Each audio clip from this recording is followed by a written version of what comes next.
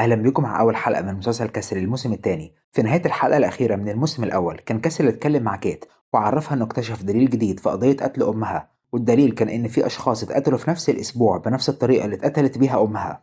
ويبدأ الموسم الثاني مع كاسل وهو في مركز الشرطة، وكان بيعمل جلسة تصوير تبع مجلة مشهورة عشان يتكلموا عن تجربة مشاركته في تحقيقات الشرطة بمناسبة إنه خلاص قرب يخلص الرواية اللي بيكتبها.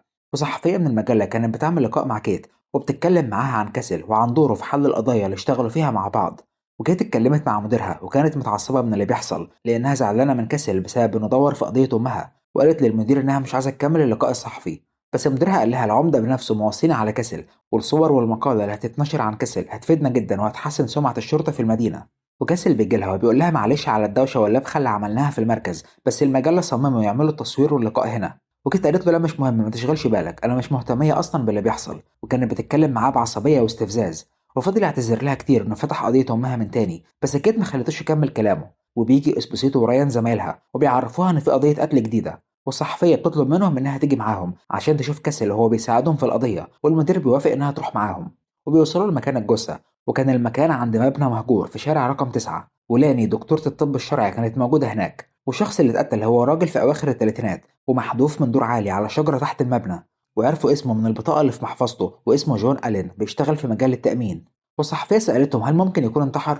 وكيت وكاسل قالوا لها لا ده مش انتحار، لأن المسافة بتاعة المبنى مش عالية قوي، ولو عايز ينتحر كان هيروح مكان أعلى، ده أكيد حد قتله وبعدها رماه من فوق. والدكتورة لاني قالت لهم هو فعلا اتقتل لأن في على رقبته علامات خنق بالإيد.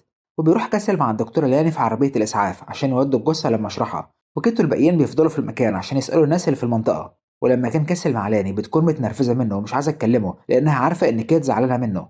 وكاسل قال لها أنا ما كانش قصدي أزعلها، أنا كل الحكاية إني لقيت دليل جديد في قضية أمها وفكرت إن دي حاجة هتبسطها إنها أخيرا ممكن توصل للقاتل. ولاني قالت له كيت في أول سنين شغلها في الشرطة كانت مكرسة وقتها كله للتدوير على القاتل وما وصلتش لأي حاجة، وبعد السنين دي كلها أنت جاي تفتح جرح قديم بعد ما هي خلاص قفلته، ودي طبعا حاجة هتزعلها. فجأة عربية خبطت فيهم وفتح الباب 4 رجالة مسلحين وهددوهم بالأسلحة وأخدوا جثة الراجل اللي مات وحطوها في عربيتهم وهربوا بسرعة.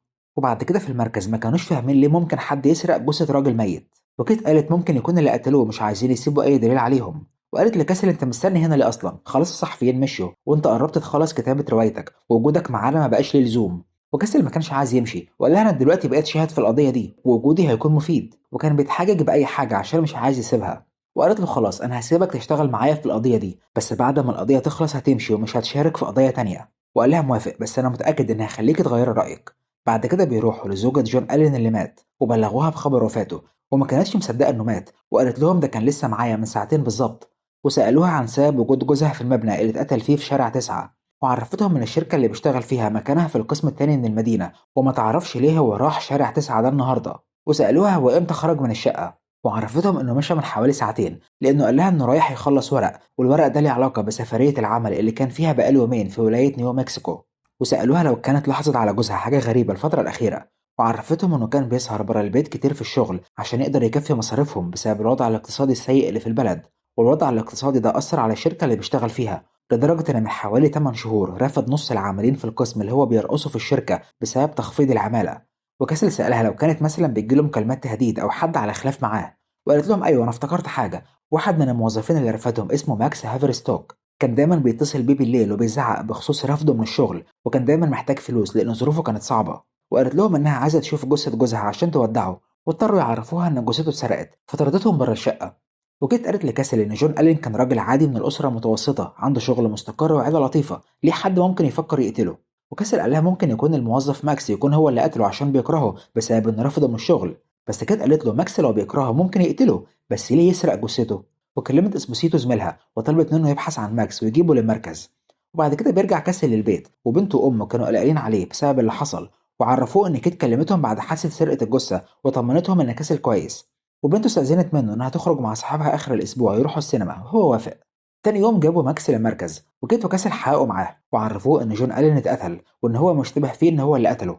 وماكس استغرب وقال لهم انا هقتله ليه؟ جون ألين كان صاحبي ومفيش حاجه تخليني اقتله.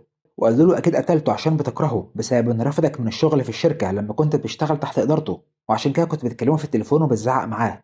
والمفاجاه ان ماكس قال لهم انتوا فاهمين غلط، جون ما رفدنيش، انا وهو اترفدنا من الشركه احنا وزمايل لينا كتير بسبب تخفيض العماله. وكان الشهور اللي فاتت بيحاول يدور على وظيفة، ولما كنت بتصل بيه كنت بفضفض معاه وبعرفه المشاكل المالية اللي عندي. وبعد كده زمايل كيت سألوا في الشركة وتأكدوا فعلا من كلام ماكس، وكمان ما لقوش سجل سفر جون ألين من ولاية نيو مكسيكو، يعني كان بيكذب على مراته لما فهمها إنه كان موجود في نيو مكسيكو. وكيت بيجيلها اتصال وبيعرفوها إن البوليس لقى جثة جون، ولما وصلوا كانت الدكتورة لاني موجودة عند الجثة، وعرفتهم إن في حد عمل عملية للجثة وشال أعضائه الداخلية، وكان في جوانتي عند الجثة. بعد كده في المشرحة لاني عرفتهم إن واضح إن اللي خرج الأعضاء مش دكتور، لأن الجروح اللي في الجسم معمولة بطريقة عشوائية، وكمان لقيت في تجويف الجسم كميات قليلة من الكوكايين. وفهم إن جون كان بيهرب مخدرات لصالح الناس اللي سرقوا جثته، وعشان كده هم سرقوا الجثة وخرجوا المخدرات من جسمه. وكاسل كان مستغرب ازاي راجل زي جون مالوش اي سجل اجرامي ولا ليه علاقه بالعصابات يشتغل في تهريب المخدرات. ولاني قالت لهم بغض النظر عن شغله في المخدرات انا فحصت الجثه كويس، وسبب الوفاه بالظبط كان بسبب الخنق بالايد، واثار ايد الشخص اللي قتله موجوده على رقبه الجثه. وكاسل لاحظ ان اثار الصبع الصغير على الرقبه مش واضح، ولاني قالت ممكن يكون الشخص اللي خنقه صبعه الصغير مقطوع او مكسور، عشان كده الاثر بتاعه مش واضح.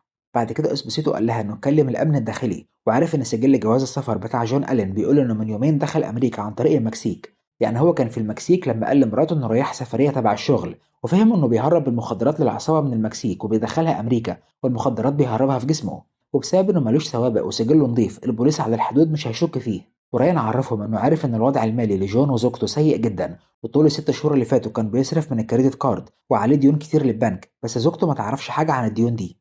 وكاسل قال احنا كده فاهمين انه كان يائس ومحتاج للفلوس ضروري، وده تفسير انه اشتغل في تهريب المخدرات، بس اللي انا مش فاهمه هو ازاي وصل لعصابه واشتغل ازاي معاهم اصلا، اكيد يعني ملقاش اعلان ليهم على النت. وجالهم اتصال عرفوهم انهم لقوا العربيه اللي العصابه سرقت بيها الجثه، بس ما لقوش فيها بصمات غير بصمات صاحب العربيه لانها طلعت مسروقه.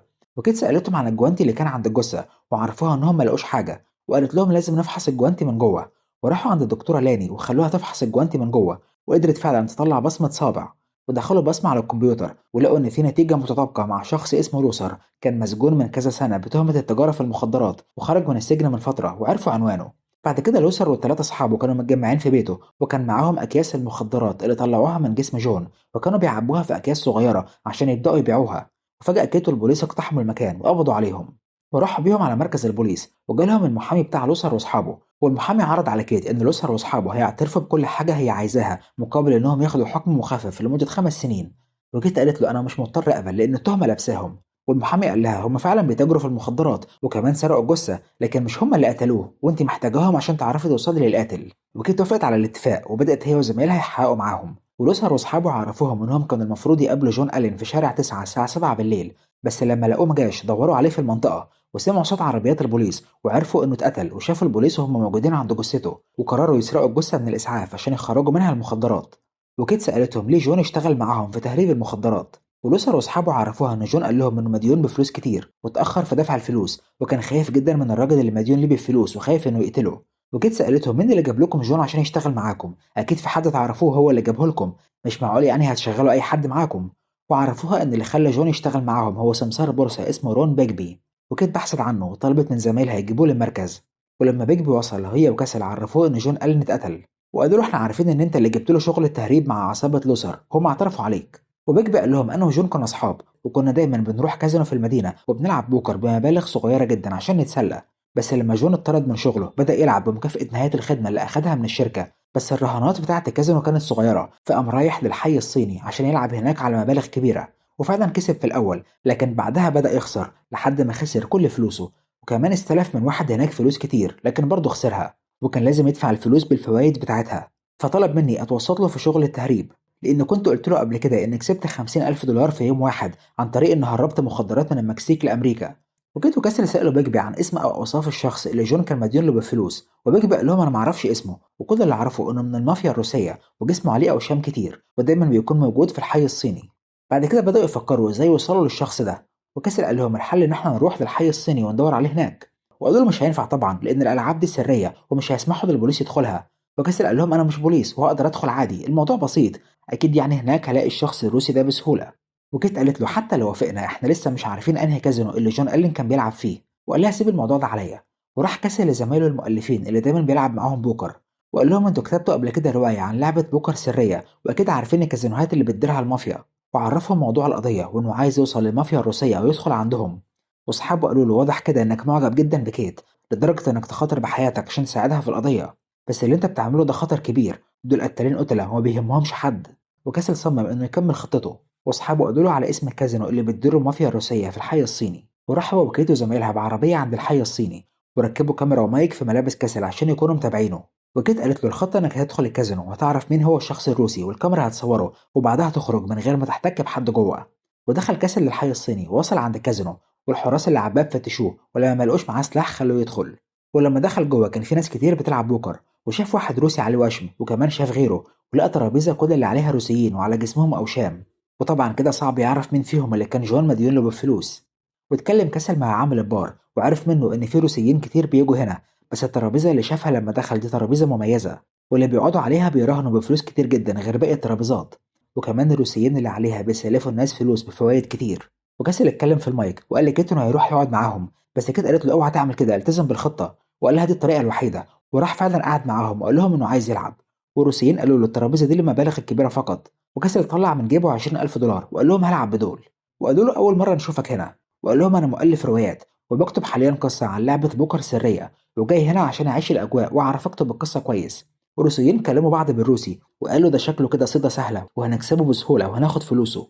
وبدأوا يلعبوا، وكسل كان بيحرك نفسه عشان يصورهم كلهم بالكاميرا، وايدهم كلها كان عليها اوشام كتير. وواحد منهم قال له كلمني شويه عن القصه اللي بتكتبها. وكسل قال ان القصه عن شخص روسي في المافيا بيستغل الناس اليائسه وبيلعبهم ويخسرهم فلوسهم، وكمان بيسلفهم فلوس بفوائد كبيره وبيلعبهم عليها عشان يعوضوا خسارتهم وبرضه بيكسبهم. والزمايل كده قالوا لها واضح كده ان كسل بيحاول يستفزهم عشان ممكن حد منهم يقع ونعرف مين فيهم القاتل. وكيت كانت خايفه عليه جدا.